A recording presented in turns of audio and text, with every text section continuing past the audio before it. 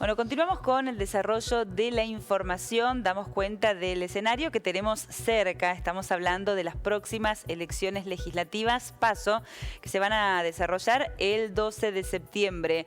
Ya a 8 días de los comicios nos planteamos, bueno, cómo se vive la campaña electoral y cuál es la agenda política del interior más allá de lo que se plantea en términos nacionales. Para hablar un poquito de estas cuestiones, le damos la bienvenida a la doctora Claudia Márquez, quien es diputada nacional por Córdoba y también, bueno, está en busca de renovar su banca.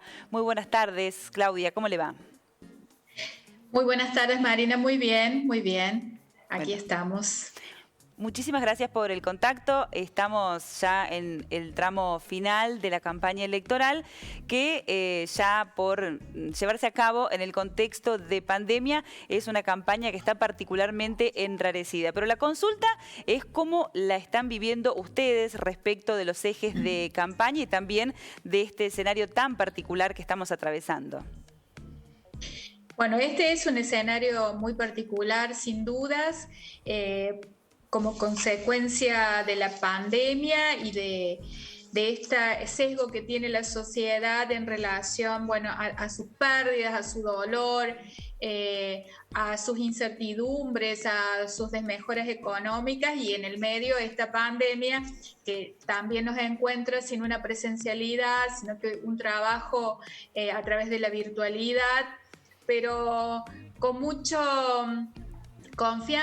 confianza en el trabajo realizado, en mi caso como diputada, bueno, soy actual diputada, y por otra parte, en lo que nosotros venimos proponiendo desde hace mucho tiempo como una oposición moderada que propone en el ámbito nacional las reformas, los reclamos necesarios para los cordobeses y las cordobesas. O sea que por esa parte, bueno, seguimos construyendo, tratando de llegar y superar esta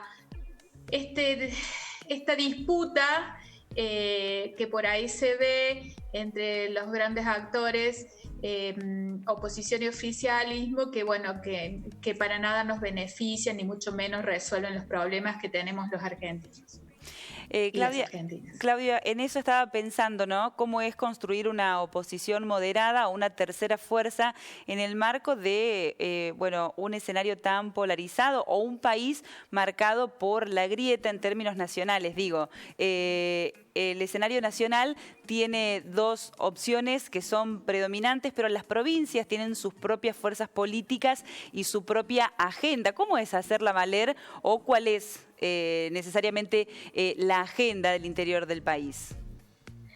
Bueno, nosotros decimos que la verdadera grieta es esta que nos distancia y que nos genera desigualdad en las oportunidades entre los ciudadanos del interior y Buenos Aires, y venimos manifestando algo que es una deuda histórica, que no es de ahora, que pagamos electricidad, gas, transporte, nafta, más caro que en Buenos Aires, porque la redistribución de esos subsidios tienen criterios más amplios o en montos más altos para Buenos Aires que para el interior. Y por el solo hecho de dar un ejemplo, Buenos Aires recibe un 41% de subsidio en materia de gas y nosotros un 5%, entonces eso hace que paguemos más caro, incluso los alimentos, la vestimenta. Bueno, eso la gente lo sabe desde hace mucho tiempo. En ese sentido trabajamos, y Córdoba ha trabajado por defender la autonomía de nuestra provincia, reclamando los recursos que nos corresponden y marcando estas diferencias. Cuando se trató del presupuesto que está vigente hoy en la Nación, bueno, se planteó el aumento para los subsidios en el transporte y se plantean estas cuestiones en forma constante. No solamente de ahora, como dije, sino desde hace muchos años, incluso llegando al reclamo judicial. En algún momento el gobernador José Manuel de la Sota tuvo que iniciar una demanda por los recursos que nos corresponden a cordobeses y cordobesas. Claro, no solo la cuestión de la coparticipación federal, que recuerdo la provincia fue a la justicia contra la nación, sino también lo que tiene que ver con la distribución de los subsidios, ¿no? No solo a los servicios y a la energía, sino cuestiones que impactan de lleno en el bolsillo de los trabajadores y de los cordobeses en este caso, como el transporte público. Vemos cuánto subsidia Nación con fondos que son de todos, el transporte público en el AMBA y cuánto de esos subsidios llegan al interior del país. Consultarle, Claudia, bueno, cuáles son los proyectos que lleva al Congreso, porque está planteando ahora su reelección, renovar la banca allí en la Cámara Baja. ¿Cuáles son las iniciativas que va a estar impulsando en caso de que efectivamente pueda renovar?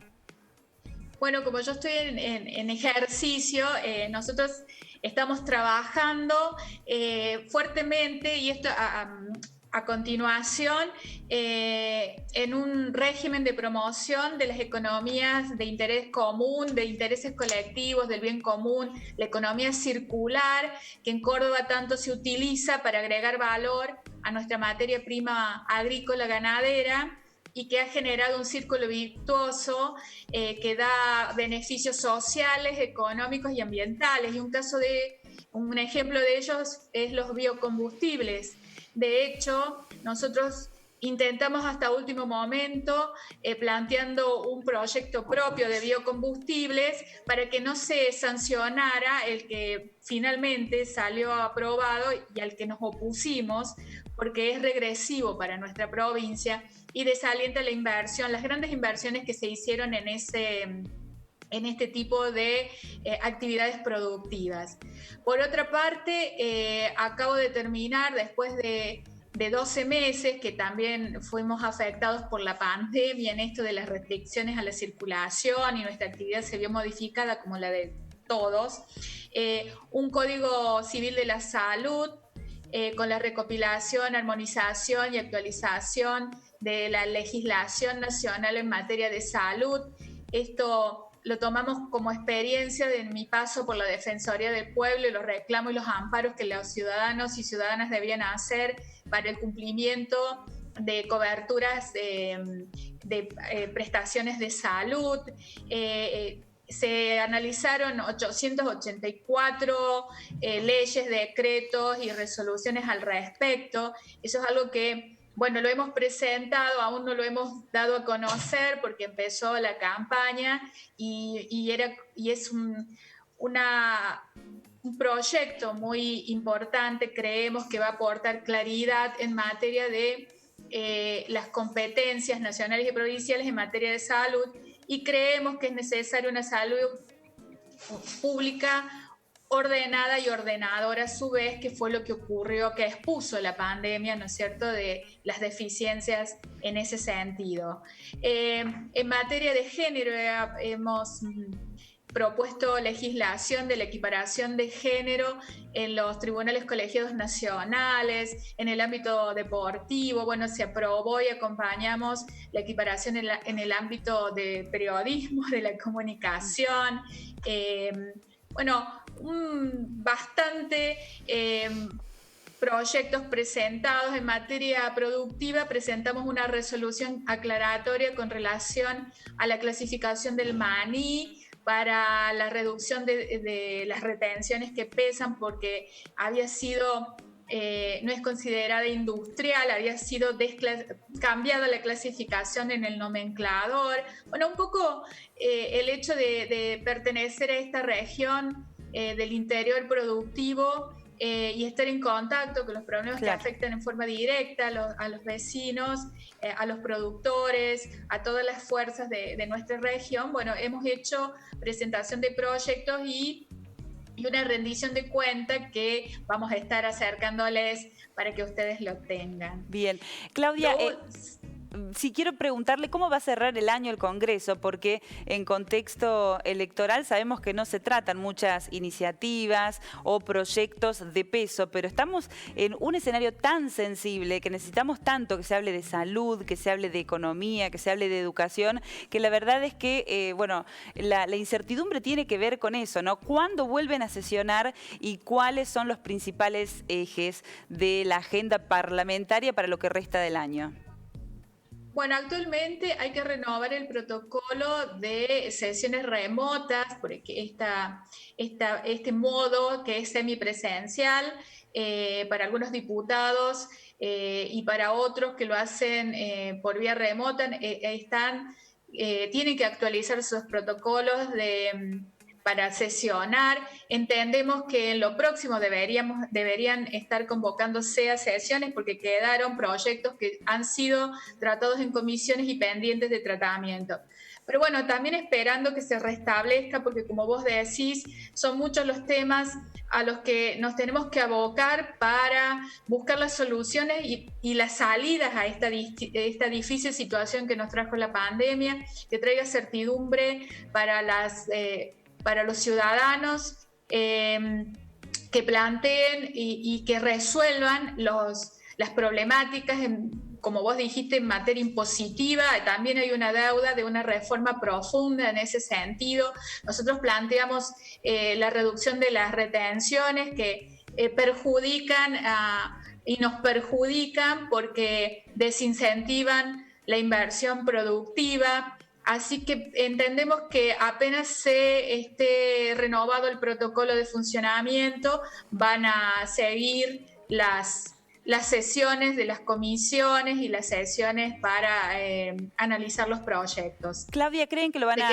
Sí, consultarle, sí, ¿creen que van a volver antes de noviembre cuando sean las elecciones generales o habrá que esperar todo el proceso electoral para que vuelva a sesionar el Congreso? Bueno, yo estimo que vamos a volver antes de noviembre. Eso no tengo... estimo que va a ser así, debiera ser así, y por eso quedaron muchos proyectos en estudio, como la ley de etiquetado frontal, las modificaciones a la sociedad anónima simplificada, la ley de competitividad. Hay muchos proyectos que han estado en análisis y que estarían a punto de ser tratados. Entiendo que eso va a suceder en lo próximo, apenas se renueve el protocolo que requiere el acuerdo de los presidentes de bloques, de la mayoría de los presidentes de bloques. Claro. De los distintos bloques. Sí. Claro. Claudia Márquez, muchísimas gracias por el contacto. Ha sido muy amable con Telediario Federal. Muchísimas gracias a ustedes. Déjame dos cuestiones nada más rescatar. Una, que integro una lista y que es un gusto y un placer, liderada por dos mujeres, concretando el lugar que las mujeres nos merecemos en la política argentina, ¿no? Este hito, por una parte, dentro de los partidos tradicionales. Y lo otro, cuando decimos que defendemos los intereses de las cordobesas y cordobesas, hace poco voté y propusimos modificaciones y la gente hoy lo está recibiendo en su boleta, la reducción del 30% en la tarifa de gas domiciliaria por ser considerada zona fría. Así que eso, compartir con ustedes esa experiencia por la Defensoría del Pueblo también hace que presentara proyectos con relación a los créditos hipotecarios y prendarios UVA que tanto están asfixiando la economía doméstica. Sí, claramente. Bueno, una cuestión que venimos siguiendo muy de cerca. Bueno, tengo novedades con eso. Cuando quieran les comento, sobre todo por el esfuerzo compartido, ese proyecto lo acabamos de presentar. Bueno, será motivo seguramente de una próxima entrevista. Ha sido muy amable, Claudia Márquez. Hasta cualquier momento. Gracias, muchísimas gracias. Chao.